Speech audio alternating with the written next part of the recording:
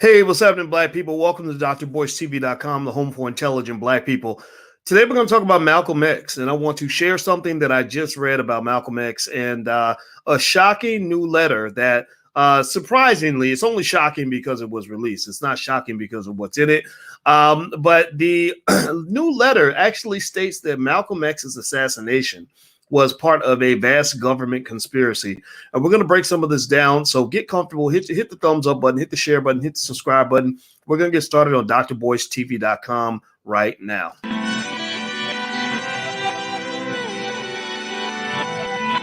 Here we are, clan the isms, cataclysm, great.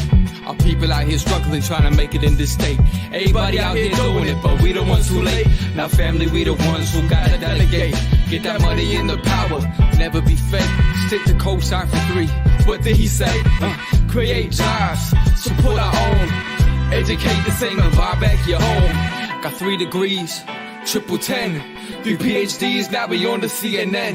DBTV, let's talk about negligence. Ignorance is bliss, but we can turn it to intelligence. Believe none of what you hear, half of what you see. Let's break it down here on Dr. Boy's TV. Here we are. Hey, what's going on, guys? Welcome to drboystv.com, the home for intelligent black people. Let me just say this. I'm going to just jump right into it.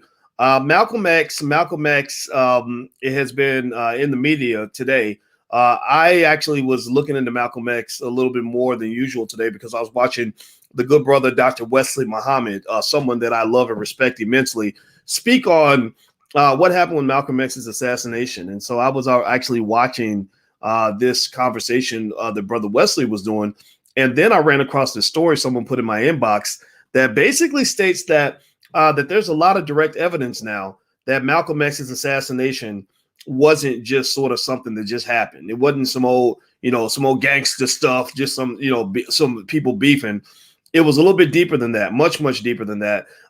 Similar to the assassination of Dr. King. If you've been studying that sort of thing, you've probably seen some of that evidence as well to say that Dr. King also was taken down by a vast government conspiracy. So what I want to do is kind of talk about some of this Malcolm X evidence, but also to talk about just sort of ways to kind of look at this and kind of how to see this sort of thing. So first of all, let me ask you all a question real quick. Give me a yes or no. So this letter comes out with this evidence stating that the government, CIA, FBI, NYPD, a lot of these agencies work together to make sure Malcolm X wasn't breathing come next Monday morning. How many of you are surprised? Give me a yes or no if you're surprised that there was a government conspiracy to take out Malcolm X. Give me a yes or no. Yes if you're surprised it was a conspiracy. No if you're not surprised. Give me a yes or no. I want to see your responses, okay? Because I want to say that I'm definitely in the I'm not surprised category, but you probably aren't surprised to hear me say that. You're not surprised. You're probably not surprised to hear me say this because the thing about it is that I think sometimes we forget who we're dealing with. We forget what we're dealing with. We forget that we're dealing with a government that has plotted the assassinations of many leaders all throughout the world for many hundreds of years. You ain't the first people that they done ran the okie doke on. You're not the first one that they tricked. You're not the first group of people that they've targeted. Like, you really think that this is new? No, this is not new.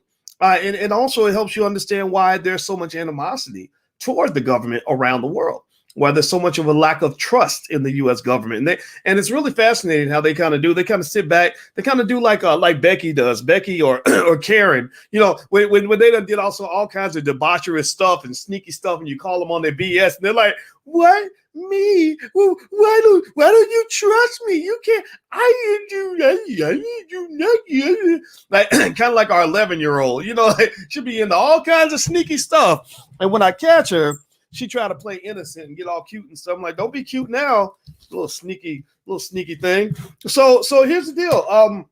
There's this letter, this smoking gun letter that has led to the family of Malcolm X going out of their way to request that there be a reopening of the investigation into his death. Now, obviously, you can understand that. I hope you can see the irony of asking the same government that plotted the stuff to go back and actually investigate themselves. So don't be surprised if they come back and say, well, after doing a thorough review of ourselves and after looking at what we think that we might have done, we've concluded that we ain't doing nothing, that we good. We good. And by the way, about that vaccine, we got this shot for y'all. So trust us, just trust us. Why don't you trust us? Well, because you're liars. Because you've been lying to everybody. You're lying about something right now. I just don't know what it is. Really, you know what I think about? Sometimes I live in the future. I swear to God, my brain is weird. Just in case you haven't figured that out, I literally live in 50 years in the future, and I try to look at 2020 from the future. And I'm thinking to myself, in the year 2070, what conspiracies are actually being run right now that won't come to light for 30 or 40 years down the road? Like what are people in the year 2070 looking back at us and thinking that was happening, that we didn't know what was going on? Because y'all see it everywhere. You see signs, you're like, wait a minute, how did all the rap music go from being positive to suddenly trying to hypnotize little young black boys to murder each other and waste all their money and get every girl pregnant and use drugs? How did that happen? Who did that? Right? So you know who did it? I mean, really. Look at the writing on the wall. So none of this surprises me. It does not surprise me at all that there was a conspiracy by the government to take out Malcolm X. I think it needs to be written in the historical record. I would like to raise a motion right now amongst all intelligent black people that we make a motion, that we go ahead and say it is written, that it is now concluded that we have judged you and found you guilty of plotting the assassinations of Martin Luther King, the assassination of Malcolm X, and ultimately the destruction of the black family all throughout the United States. All those who agree with me, all those in the League of Intelligent Black People who agree with my motion, say aye or say yes in the chat if this motion is approved, because I don't need to hear no more double talk. I don't want to hear you trying to explain your way out of this. I just don't. I'm not going to listen. I'm not going to listen. And then when you wonder, you look back and you wonder why people don't trust you. They're like, well, how do we get more Negroes to take this shot full of these random substances that we haven't fully informed them on? Maybe we'll get a black person. Maybe we'll get some dumb black people. Go get Tyler Perry and get a couple rappers to rap about it. Maybe that'll make them take it. Maybe that'll make them put this foreign substance in their body. And then when we're like, nah, I'm good. I got some sea moss and I've been watching my way. I'm staying healthy. I'm gonna keep my immune system up. I don't need your shot. They sit back and they act surprised. They're like, well, why don't you trust us? What's wrong with you people? Why would we ever trust you when you always lying? You're always lying. You lie about the weather. You've been lying to me since I was a little boy and I went to your public school and you told me George Washington was my hero. George Washington wasn't my hero. He raped slaves. You had me going to school every day worshiping a rapist and a slave master. You can kiss my entire black ass right now. I don't trust you for nothing. So when it comes to Malcolm X, none of this surprises me. Let me say that. I'm going to read the article. Calm down, boys, because we gotta stay focused here. This is not time for one of your ADHD moments. If you could hit the thumbs up button, please hit the thumbs up, share, subscribe button. Hello, everybody on Instagram. My Instagram is The Real Boyce Watkins. If you want to follow me on Instagram, feel free to do that. So here's what the BBB says. The BBB says the daughters of assassinated U.S. Black civil rights leader Malcolm X have requested that the murder investigation be reopened in light of new evidence. They cite a deathbed letter from a man who was a policeman at the time of the 1965 killing, alleging New York police and the FBI conspired in the murder. So the FBI and the NYPD got together. You had local working with federal to make sure that Malcolm wasn't breathing come next Monday morning. This is not uncommon. In the assassination of Dr. King, you had the exact same thing. You had federal working with local. And also the FBI and CIA were working even with mobsters to get things done. There were mobsters that were connected to the assassination of Dr. King because they knew how to get certain things done. And the exchange that many people speculate was that they would look the other way when the mobsters were doing things like slanging dope. As long as they slanged their dope in our neighborhoods and didn't let their little white babies get hooked on crack. But now you see what's going on. Now little white babies got the opioid problem, right? We're trying to keep that over there, right? But that's what the deal was. The deal was, look, we will let you sling your dope and make your money, and we won't bother you as long as you're giving your dope to black people. So if you want to know why I am so passionately anti-drug, why I get so angry when I hear dumbass rappers rapping about Molly Percocet and all these other drugs, is because any of you who have a half a brain in your head, which all of you do, because that's why you're here, you're smart, you're not like everybody else, you understand what drugs have done to our people. You know, so let me keep going. So because that's a whole nother conversation. Like everybody else. But that was the deal. That was the agreement. The agreement is, look, we'll let you do whatever you want as long as you're doing it to those people over there. So here's what it also says. It says Raymond Wood, that's the name of the officer, wrote his responsibility was to ensure that Malcolm X's security team was arrested days before he was shot dead in Manhattan. His family says 3 men were convicted of the murder. The men, all members of the Nation of Islam political and religious movement, were each sentenced to life in prison. One of them has since died, while the other 2 have been paroled. By the time he was gunned down, Malcolm X, who was at one time seen as a public face of the Nation of Islam, but then left the movement, had moderated his militant message of black separatism. However, he remained a passionate advocate for black unity, self-respect, and self-reliance. In 2020, the Manhattan District Attorney launched a review of the convictions after meeting representatives of the Innocence Project, a nonprofit legal group campaigning for justice for individuals it says have been wrongly convicted. Wood's letter alleges that the New York Police Department and the FBI covered up details of the assassination on February 21st, 1965. That's ironic that it's, I wonder if they're just releasing this because it's the anniversary, because today's February 21st. Very interesting. Okay. Let's see here. Okay. Wood alleges that he was tasked with making sure that Malcolm X would have no door security in the building where he was due to speak in public. At a press briefing on Saturday, Wood's family members provided no details about how and when Raymond Wood died, but they said that he did not want to make the letter public until after his death, fearing repercussions from authorities. So the gangsters that he worked for basically made it clear to him that if you speak out on this, if you let anybody know what was really going down, we're going to make sure you are sleeping with the fishes. And that's a common tactic. One of the things that I think is so great about this pushback against the police is because if you really go to any city in America and you're looking for the biggest, baddest street gangs in that city, the biggest gang in that city is usually the police department. They just have the law on their side. So the same way mafia gangsters will kill you if you snitch and tell anybody what the mob is up to, well, cops will kill you for snitching too, because in many cases they operate like a gang. That's kind of life. That's kind of nature, actually. That's human nature, right? Being gang affiliated is something that a lot of people do. A lot of animals do this. Animals operate in herds and in flocks. They're gang affiliated, right? So ultimately, he felt that there would be repercussions, which is why he said, look, I'm gonna write this letter, release it after I'm dead, because they can't come get me in heaven. They can't put me to sleep in heaven.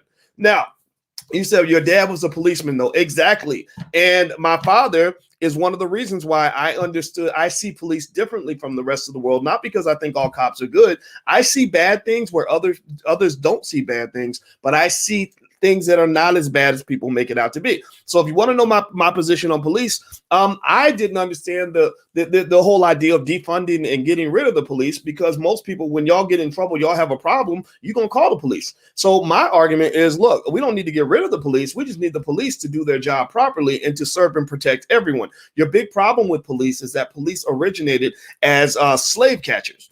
And their goal was to basically protect the rich from the poor and the white from the black. So if we could get to a point where police are demilitarized and they are also treating everyone with decency and respect, then you can have a good police force. You do not want a world without police. If you want to see a world without police, go to these cities now, Chicago and other places where the murder rates have skyrocketed since they started telling the police that they don't need them to go to hell. You go to other cities, carjackings are through the roof in major cities right now since y'all told the police to go to hell. So look, if anybody out here, now I have a lot of officers and and former soldiers that follow me and things like that. Look, I know why we need soldiers. I know why we need police. What I'm saying is that the people have a point to say that there needs to be more oversight so that people do their job effectively. Also, when you hear about a police shooting, you should investigate before you start going crazy. Just because somebody's black don't mean that they wasn't into something that led to a crazy situation. Like, at least get the facts before you start protesting. How crazy is that? Why is that a crazy statement? That's only a crazy statement to crazy people. So don't be crazy. Be intelligent. Just think it through. So anyway, moving on. Here's the thing. So so let's see. So what else they said is that how have the NYPD and the FBI responded? In a statement, the NYPD said several months ago, the Manhattan District Attorney initiated a review of the investigation and prosecution that resulted in 2 convictions for the murder of Malcolm X. The NYPD has provided all available records relevant to that case to the District Attorney. The department remains committed to assist with that review in any way. Okay, so they pretty much said nothing, right? But the NYPD, again, the trust factor is pretty much zero because the NYPD lies, and that's what they do. What does this mean right now? How is this relevant to us today? I've seen where Benjamin Crump is involved.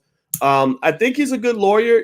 I don't really know exactly what progress has been made from all the cases that Crump has worked on. Again, maybe you can prove me wrong, but I see there's a shooting. There's a bunch of protests. Crump arrives on a plane. He gets with the family. They negotiate a multi-million-dollar settlement, and then they move to the next case. I don't really see a lot of police reform coming out of that, right? So where does what's Crump's role in this? I have no idea. But I will say, here are some quick thoughts on this that's happening right now. Please hit the thumbs up, share, subscribe button if you haven't done it yet. And by the way, this week we're actually doing something in the Black Business School on economic security. There's actually a little program I put together if you guys are interested. If you go to it's economicsurvivalplan.com. That's economicsurvivalplan.com. And it's at a massive discount for the next couple of days. So feel free to go take a look. Economicsurvivalplan.com. It's all about economics, the economics of self-defense, like what it means to defend yourself economically, protect your family, stuff like that. So if you want to go take a look, go to economicsurvivalplan.com. I'll leave it on the screen. So here's some quick thoughts. One, when it comes to the Malcolm X assassination, I saw Brother Wesley Muhammad speaking on the issue. I highly suggest that you follow him. I love him immensely. I respect him tremendously. And I think that he's a guy that really is deeply invested in giving, his truth on the Malcolm X assassination and giving a perspective that you're not going to pick up in mainstream media. So I suggest that you go take a look at that. I was watching some of that today because I love this brother. I want to make sure I state that publicly. Number 2, if you want to know where I stand in terms of, who killed Malcolm and what happened, I can't look at it with blinders without understanding what can happen when men have a conflict with one another. Did something occur between he and the nation? I wasn't there. And truth be told, at the end of the day, there's nothing you could tell me about that whole situation that would make me not love and respect and appreciate Louis Farrakhan and the Nation of Islam. There's nothing you could tell me, nothing you could show me, nothing, because they're so important for the community. They are so relevant for the community. So again, without me saying one thing or the other, I think that there is something that does need to be fleshed out, but I really don't. When I see the nation defending itself, like when I see Brother Wesley defending the NOI and things like that, honestly, for me, I'm not. That's not for me. That's not. They're not defending the nation for me because I love the nation regardless, right? Because I know the value that they bring to the community. You're in a community that pretty much has lost its masculine leadership. Like, you're in a Black community where part of the reason you get your ass kicked by white folks so bad is because you don't have real men around that do things like love and protect Black women and will stand up for the community or want to be intelligent and want to be decent and strong and educated. You have a bunch of your babies being like raised by rappers and rappers and single mamas who don't need no man. Like, really, like literally, you go to Atlanta, you got men with beards and boobs wearing mini skirts and shit. Like, you've got a real screwed up situation right now. So I look at the Nation of Islam like an oasis. Like, thank God this is the one place where things start to make sense again, where we actually have real families and there's a father, there's a mother, there's babies, there's education, there's healthy food.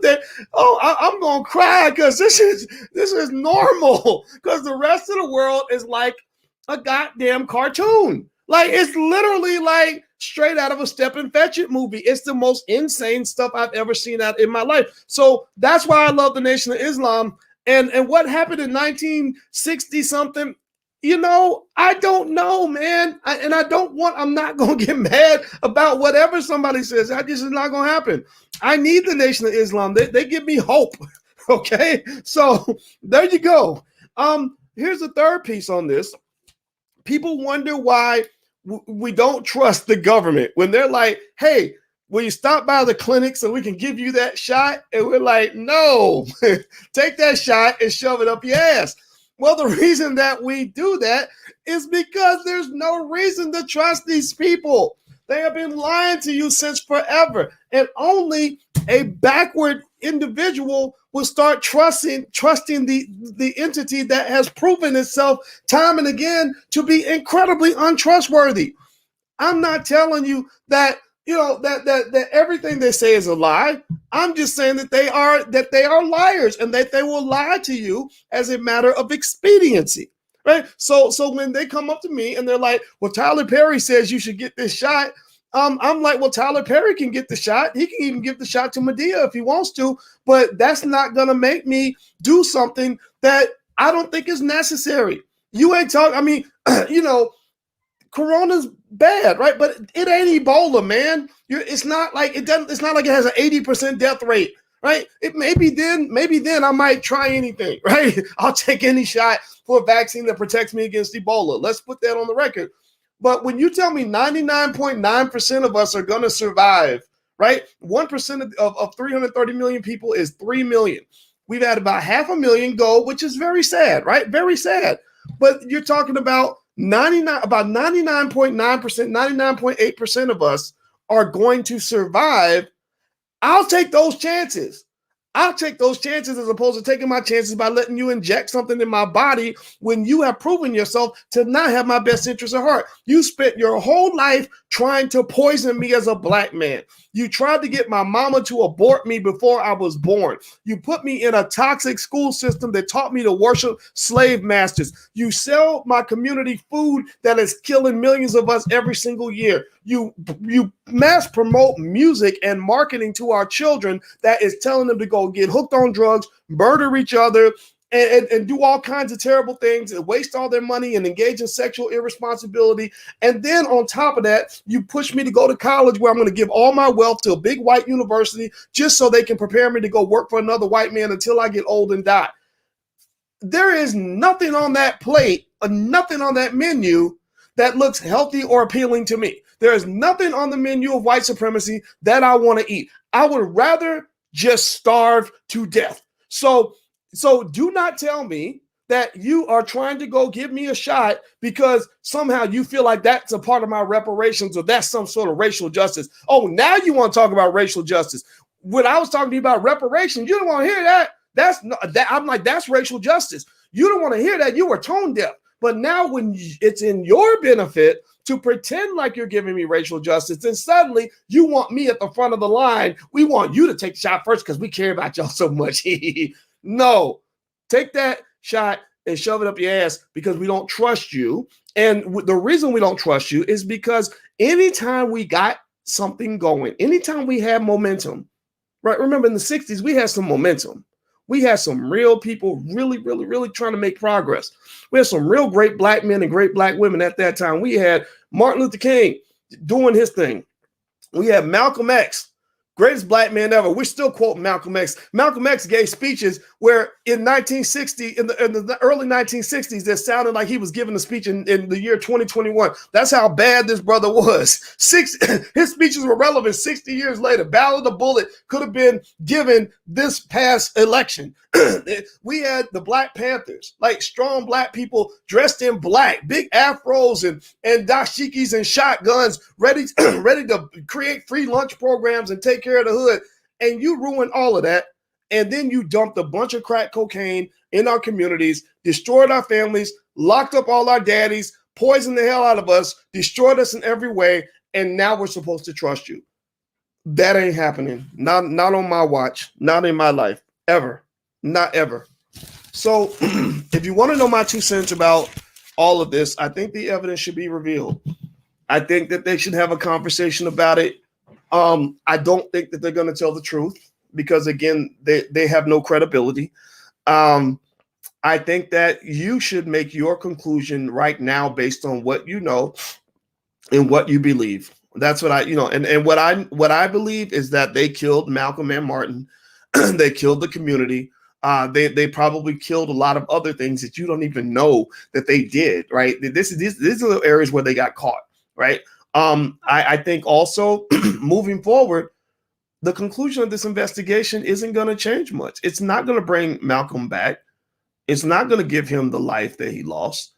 It's not, and it's also not going to make me stop loving the Nation of Islam. I don't care what you say about the NOI.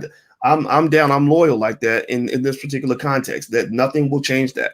So that's what it is. That's where I stand, and that's my 2 cents. So thank you all for listening. I'm going to hang up now. Sorry for all the yelling. That's just how I felt. I can't apologize for being me. Hit the thumbs up button, share, subscribe button before you go. Also, like I said, the economic survival plan, if you want to go take a look at that, feel free to go take a look. That was something I put together. It was basically a little program on the economic self-defense.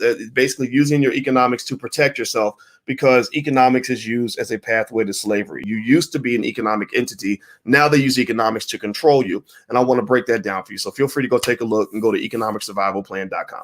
All right, guys, I'm out of here. Have a good day. Thank you for listening. I'll see you soon. Take care. Peace.